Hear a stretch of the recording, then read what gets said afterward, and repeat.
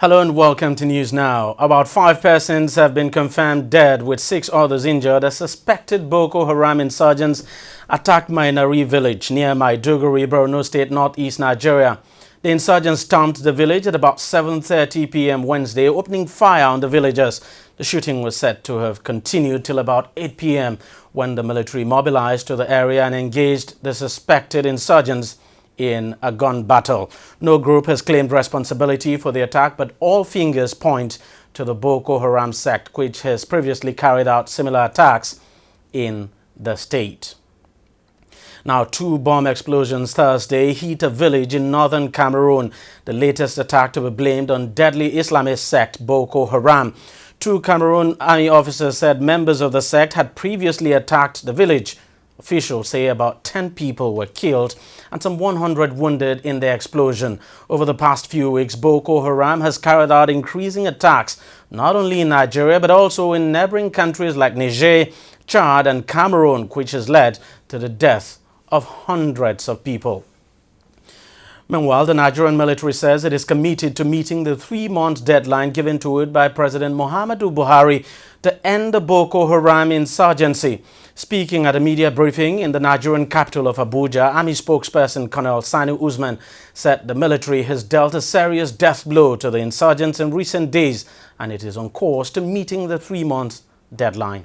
Our troops have recaptured Gambarungala last Tuesday and are now consolidating, mopping up and busy preparing for the next offensive against the Boko Haram terrorists. Most of the terrorist group leadership has been decimated, while the foot soldiers are now abandoning their masters, burying their weapons in the forest and seeking solace. Such intervention have also cut the terrorist supply routes, making them dejected, hungry, with no capability to launch any further deadly attack. We would like to reiterate, or rather assure, the President, Commander-in-Chief of the Armed Forces of the Federal Republic of Nigeria, and indeed the good people of our great nation, that we will definitely meet up with the 3-month deadline and do the nation proud.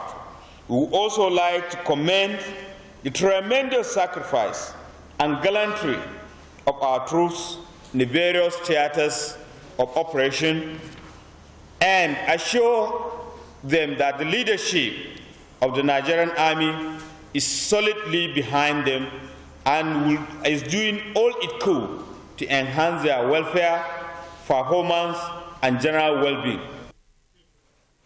Now, still on that media briefing, the Army spokesperson Colonel Usman said the multinational joint task force comprising troops from Nigeria, Chad and Niger, as well as Cameroon and Benin Republic, has become operational and that the Nigerian troops in the task force have begun recording successes against Boko Haram. I can tell you the impact is tremendous. And we, on the part of Nigeria, we have 7 brigades commanded by a brigadier general and is doing marvelously well, even though they are answerable to the headquarters of multinational joint task force in N'Djamena, Chad, but they are on Nigerian territories and they have been contributing.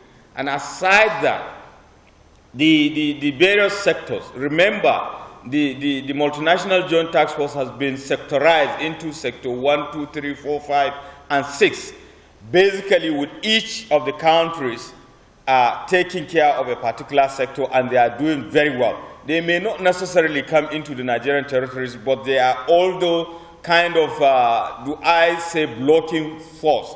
You know, when the heat of the battle is on the Boko Haram terrorists, they tend to escape to neighboring countries, and they were always there to decimate them. So they are doing very well. And yes, it is not just bio, the follow-up question to the core TB man. So that will give you the answer to your question that multinational talent task force is doing very well, and they have been interfacing with the Nigerian military, especially with the harmonization of the command. Remember, now 3 and 7 divisions are now under unified first command northeast. You know, For the first time, the Nigerian Army has a core headquarters deployed in the war front. We have not had that even during the Nigerian Civil War in the 70s, 60s, late 60s, early 70s. For the first time, we have a kind of theater coordinator, a two-star general, and he has been interfacing not necessarily with our own troops here, but also the multinational joint task force.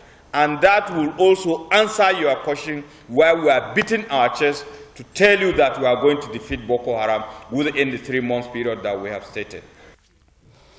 About 3,032 out of the 5,000 soldiers dismissed by the Nigerian military have been reinstated into the army after the review of their cases.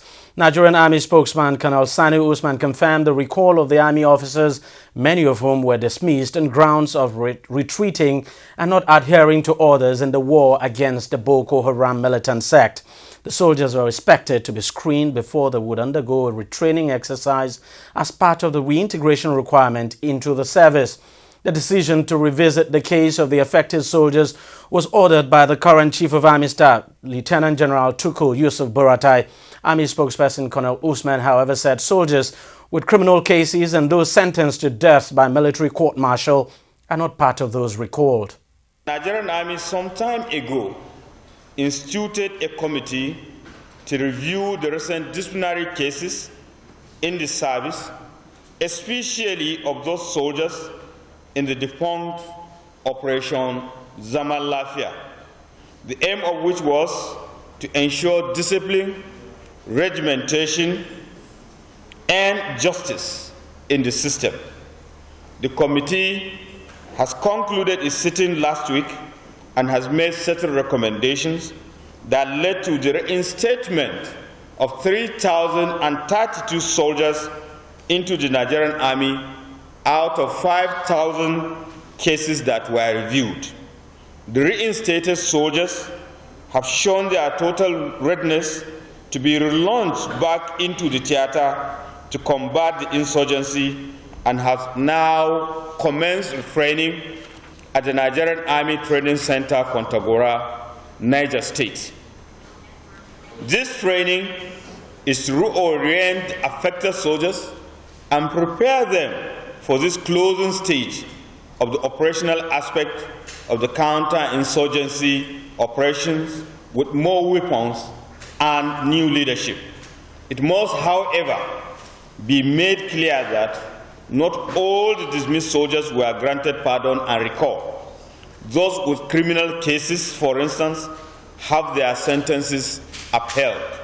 What I want you to understand is that we were reviewing only some of the disciplinary cases, not criminal cases also. I hope you understand. And in any case, the condemned soldiers have already filed for an appeal. So it's still in the judicial process and it is on. And let me also use the opportunity to address Jude's question. The review is ongoing, but bulk of the work has been done for the time being. Remember, we received series of complaints and litigations. It was on the basis of that most of these cases were reviewed, and some of them, their sentences were even upheld. And those of them that were even given milder punishment were even given more severe punishment. I hope you understand. So it's a two-way traffic, whereas others who have a genuine case, their issues have been resolved amicably, just like I told you, about 3,032 of them. We received 5,000, so you can look at the number of other cases.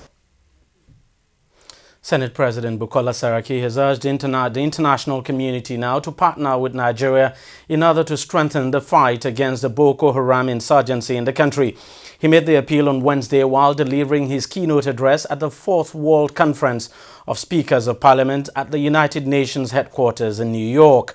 Saraki said that the menace of insurgency and all forms of brutality afflicted on innocent citizens by terrorists across the world required international collaboration to curtail it, as terrorism poses great threat to global peace and democracy.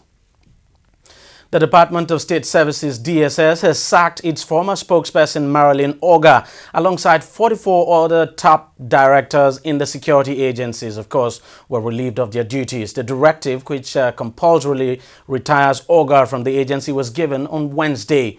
She has been forced out of the agency 7 years before she is due for retirement by the new leadership of the DSS.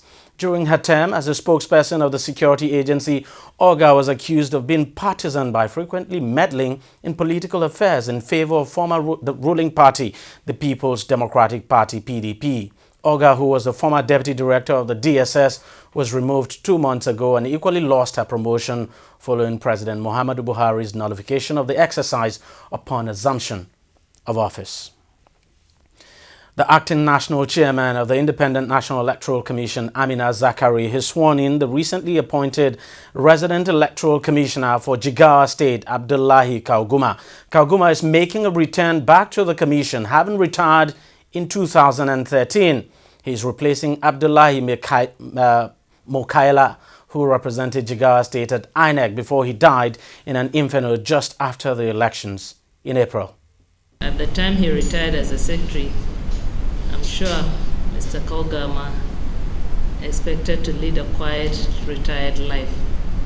However, the authorities deemed it fit to recognize him once more, and also in recognition of the need to build INEC as an institution.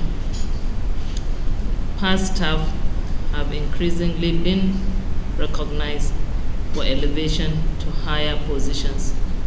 This is certainly not the first. We've had other admin secs that have gone on to become resident electoral commissioners. And for this reason, I would implore all of you to be diligent, hardworking, so that you can also be recognized to these higher positions. And this will certainly lead to institutional building, because the institutions need to be built, not the individuals as it's currently being advocated. With these remarks, I'd like to congratulate once more Alhaji Kaugama and welcome him back home to where he has always belonged. I really appreciate the presence of all of you here today to witness the change of the bottom. What I mean, that is from the staff line down to the political appointment. And this is what it should be. I call them my colleague directors and the staff of the commission. Nothing but hard work. And I urge also the commission and the nation at large, we have a full of able staff around the nation who can contribute to the success of the election in this country. I hope the nation will look at the full of this staff and also consider more. Now, following the conclusion of the All Progressives Congress governorship primaries in Kogi State, the party has commended the aspirants for their maturity and commitment to the ideals of the party. Abubakar Audu emerged as a candidate of the APC for the governorship election after polling 1,109 votes to beat his closest rival, Yahaya Bello, who scored 703 votes. We want to commend the aspirants, all of them that ran that primaries, the 28 of them. We want to commend them for being good party men and women. That is the spirit of participation. You must not all win, but it is important that you participate in the contest so that it will be a competition. And like we keep saying, primaries of a political party is a family affair. It is not something that you will use to crack the party. No, it's a family affair. In Kogi on Saturday, we can tell you that the 28 of them were winners of that election. But it is just that one person whose vote is the highest, we beat the candidate. But the other ones are also winners because they acknowledge that the exercise was transparent, fair, and free. A politician who has been supportive of not only the party but the people.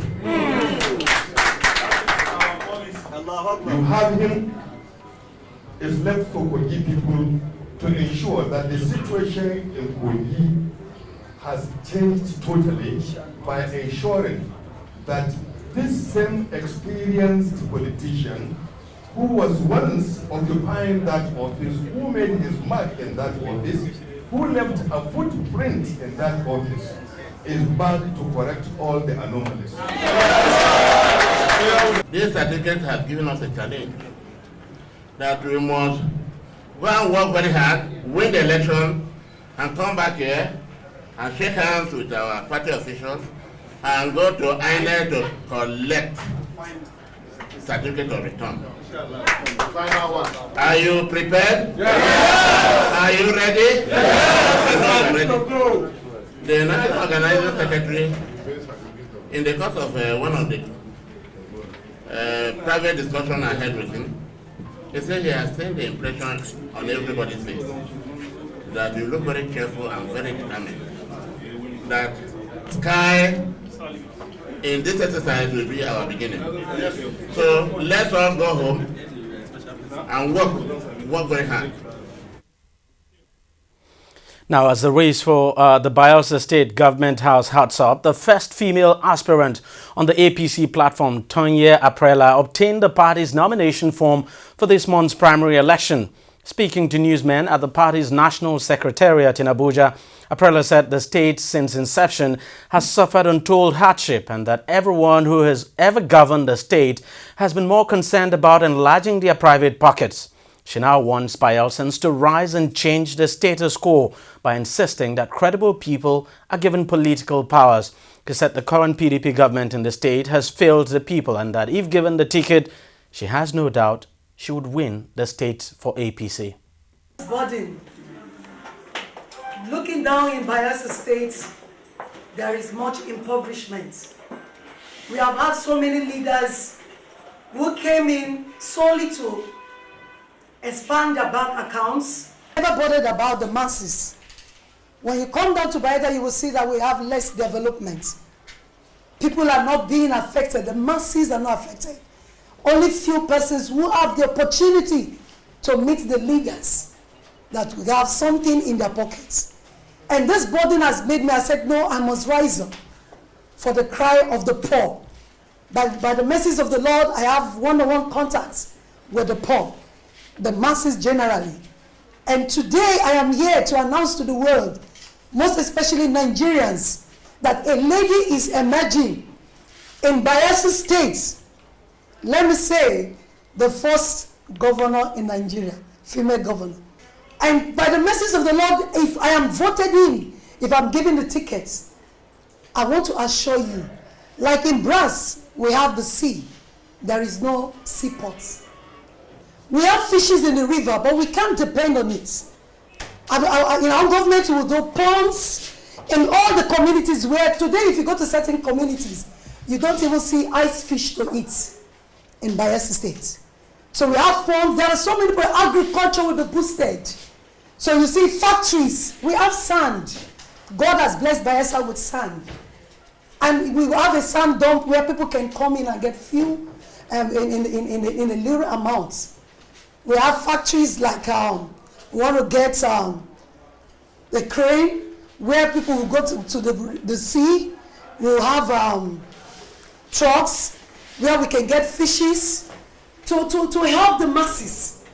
So I want to use this medium to plead to the Bayelsans, especially, that the new voice has come, not to enrich ourselves.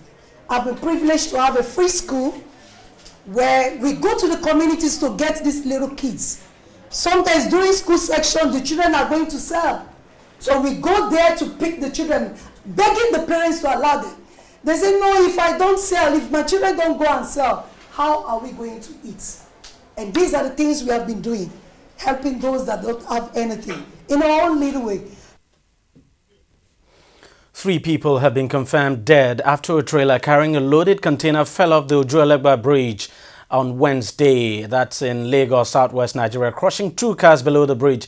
The trailer fell on an unidentified SUV, killing the 2 people in it, while a white-colored car was also partially crushed. But fortunately, the occupants were not harmed. Over the past few months, numerous tankers have been involved in accidents which have led to the deaths of dozens.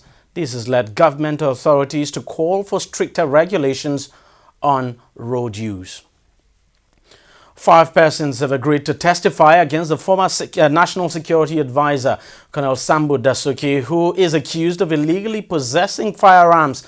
The government witnesses, according to the prosecution's list of witnesses, are operatives of the Department of State Services, DSS, who were part of the search operation conducted at Dasuki's residence in Abuja during the infamous standoff between him and security operatives on July the 16th, 2015. The former NSA, who was arraigned before the Federal High Court in Abuja on Tuesday, was granted bail on self-recognition shortly after he pleaded not guilty to the charge, which is said to have violated Nigeria's law on firearms. The Inspector General of Police in Nigeria, Solomon Arase, has put a ban on the use of commercial vehicles for operations and patrol duties by police officers. The order was given in a statement issued on Thursday by the Force Public Relations Officer and Acting Assistant Commissioner of Police, Olabisi Kolawole. The statement explained that the IGP's decision was in response to complaints by members of the public, adding that the directive had been circulated to all police formations and commands across the country. It also warned that the abuse of the directive by any police unit would attract severe sanctions. We'll take a short break, and News Now will be right back. Don't go away.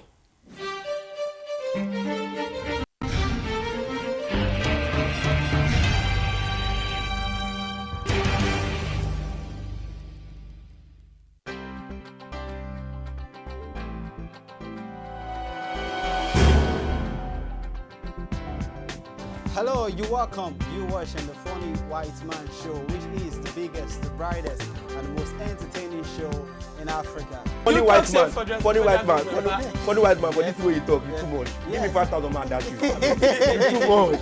So you get it like, make you move along the street. Yeah, make sure like there, I'm going girl. You know, my own people. Actually, yeah, fine. It's fun. I enjoy it, and I'm one of those very few. I'm forever taking it personal. I will listen. 160 million Nigerians are corrupt. How? Brother, I'm looking for you. Yeah, but it's a growth, and this is the time to build business. I know the pitfalls, I know what to do and what not to do. But there are months where you get business and months. You know how we do, how we train them. We do the way you do.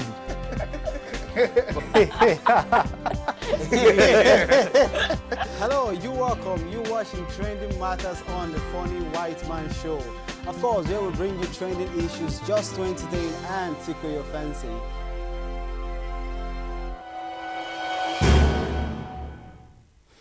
Welcome back. Muda Yusuf, Director General of the Lagos Chamber of Commerce and Industry, says there has not been much progress on the part of the government towards creating an enabling environment for businesses to thrive across the country. Speaking at an event in Lagos organized by James Tree, a group which supports improved business environment in Nigeria, the LCCI boss explained that if a favorable business environment is not created, this could be detrimental to the country.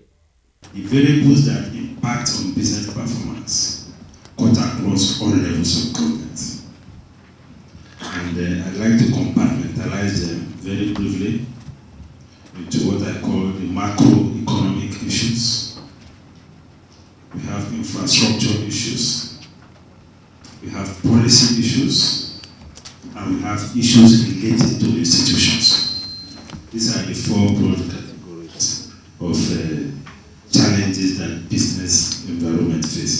Some of these can be fixed at the level of the state, some can only be fixed at the level of the federal government, some at the level of the state government.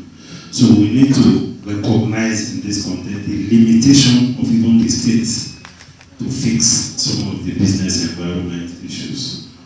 But that does not diminish the fact that the state has a role to play in improving the business environment. First, if we look at the macroeconomic issues, The one that is biting very hard now has to do with the CBN policy on the foreign exchange market. A lot of businesses are facing a lot of challenges, which at our own level, we have been trying to engage businesses. We are all aware about the list of 41 items that the CBN said she will not have access to the foreign exchange market.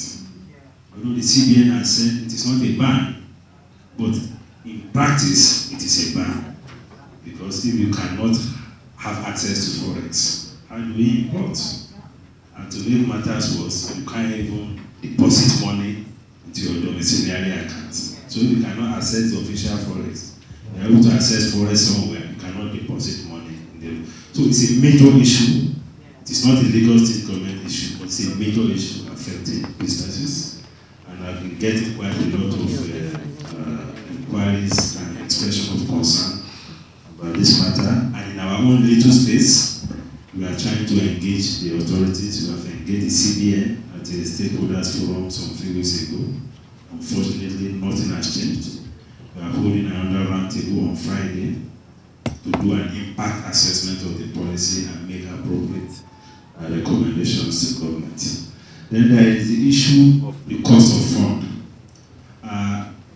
Issue of credit is a big issue.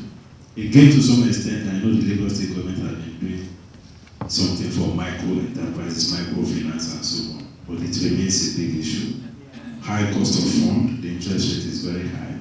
But more importantly is access to credit, especially for the small and micro enterprises. That is an issue that businesses are grappling with. Then at the level of policy, we have things that has to do with monetary policy, for instance. I've talked about the exchange rate. We all know about what we call monetary policy tightening of the CBN, which has been, pushing interest rates high every now and then. Then we have the trade policy. Trade policy has to do with the policy that guides the flow of import and exports. That has also created and sometimes some serious dislocations for businesses. I'm talking now of tariffs. Sometimes you get to the port, tariffs are moved up, they are moved down. It affects manufacturers, it affects those who are in the business of commerce. So it's a big issue because there's a lot of inconsistency in the tariff policy of government.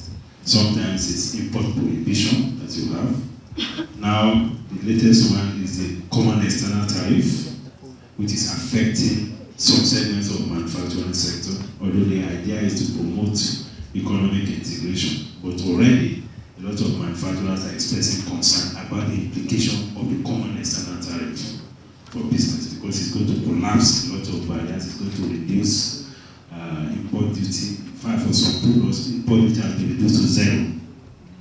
And because of the high production costs in this economy, competitiveness has become an issue for those who are in manufacturing.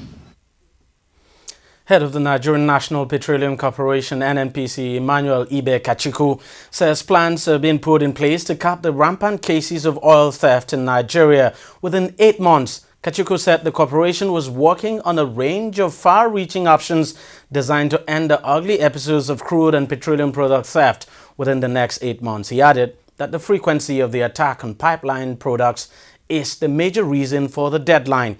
The corporation also said it was working towards the deployment of drones across the nation's territorial waters to monitor the inwards and outwards movement of oil-bearing vessels.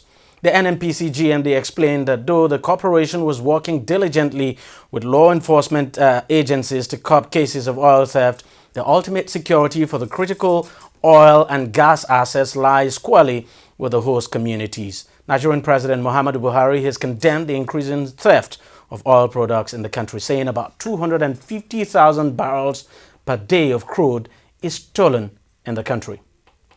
When you get into the pipeline environment, most of our pipelines are ruptured and attacked fairly frequently. Last year alone, between June of 2004 and June of 2015, we had over 3,000 to 4,000, between 2,500 and 4,000 attempts and attacks on various pipelines in this country. The net effect was that we had a shorting of about 200,000 barrels per day, And for when you calculate the net effect of that, you're looking at almost $7 billion in losses. In addition to that, of course, the pipelines that traverse are supposed to carry crude into our refineries are perpetually harassed. And the net effect is that we've resorted to using marine, basically, to carry cargo up into the refineries. What it meant is that no matter what we do with the refineries today, unless that is solved, we really are going nowhere. We cannot operate the refineries. So every month I sit, I've been there for 3 weeks, but I've spent a lot of time in those 3 weeks trying to decide whether I should move crude to the refineries or I should sell crude and be able to fund the FAC accounts. Ordinarily, I'd love to have the refineries working, but if the pipelines won't carry it and the marine services are too expensive for me, I'm caught between the devil and the deep sea.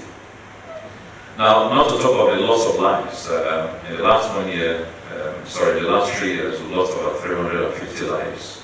Lives of NNPC staff, lives of policemen, lives of community members, as a result of attempts to breach these pipelines. So you find, then you get to the export aspect of it. You get calls from all parts of the world, China, America, alleging that cargoes of Nigerian crude are lying in those territories, most of them stolen. We're dealing with a case currently of about 14 cargoes in China, where all the documentations appear to be NNPC's documentations. It may well be that by the time we finish the fingerprinting of those cargo, we'll get to find that there are probably cargoes out of places like Iran or Iraq, where people have resorted to looking for false documentation to sell their cargo during the period of US embargo. But for whatever it's worth, Nigeria has become known, unfortunately, as a country with the highest levels of crude theft, crude espionage, and a very sophisticated movement of funds.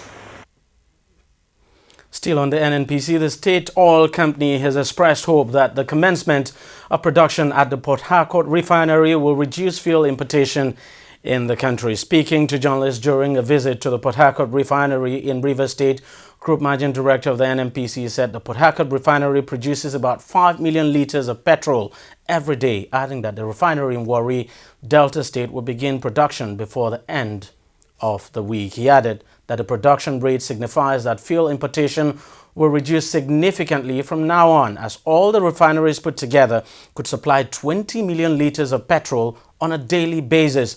The head of the NNPC also explained that the target of the Petroleum Corporation was to ensure that all states' refineries would begin to refine petroleum products with operation at full capacity. Oil prices rose on Thursday as equity market rally offset a surprise increase in U.S. oil inventory levels and a firm dollar. Brent was up $1.50 at $52 a barrel after rising 94 cents in the previous session. U.S. crude rose $1.70 to $47.95 a barrel, up from the day's low of $45.65 and after settling 84 cents higher on Wednesday. Over the past 2 weeks, U.S. crude has seesawed, climbing 27.5% over 3 trading sessions to Monday's close after plunging to a 6.5-year low of $37.75 a barrel early this week.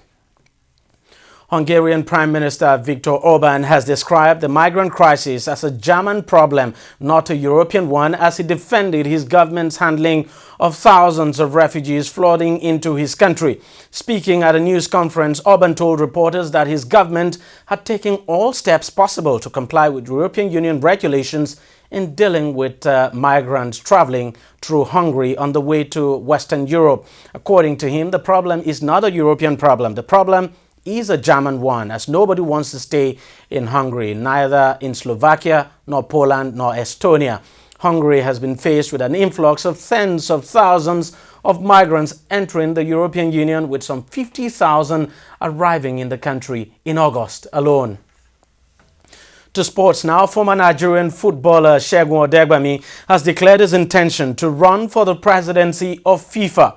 Odegbami, who is the only Nigerian named in the CAF's team of the century, made his interest known in a statement released on Tuesday by his campaign team. According to him, FIFA requires a new era of leadership that can restore the dignity of the noble sport and that of the esteemed international institution. Adegwami is the third African to declare his intention to run for the top FIFA job after Liberian FA President Musa Beliti and former governor of Abia State Orji Uzor Kalu. Adegwami has been speaking to TV360 about his ambition. I believe that there is a wind of change blowing across the world if a black man from Kenya could become president of the United States of America. If somebody who has tried 4 times in the past to become president of Nigeria and failed, and he didn't have a dime in his pocket, could now turn around and become president of the country with the largest population of blacks in the world, which was known for corruption, and in 3 months is performing the miracle he's performing, then there's audacity for hope. I'm riding on that platform that there's hope, there's a wind of change. I want to ride with that wind of change to success on February 26, 2016. Who has held top positions from the start? You have to go from one step to the other. Look at the man who has just left now. He was a secretary, and he became a technical director, and he became a general secretary, and then he became FIFA president. If you know my history, go and read. 1, I played the game to a very high level. 2, I have administered football at the NFA level. 3, I was a member of a committee in CAF. 4, I'm a consultant to some of the biggest organizations, multinationals in the world. I'm a consultant to Shell on their football. I'm a consultant to Globacom, the communications company, on their football. I'm a consultant to Nestle on their football. I'm a consultant to the biggest bank in Nigeria on their football, which is First Bank.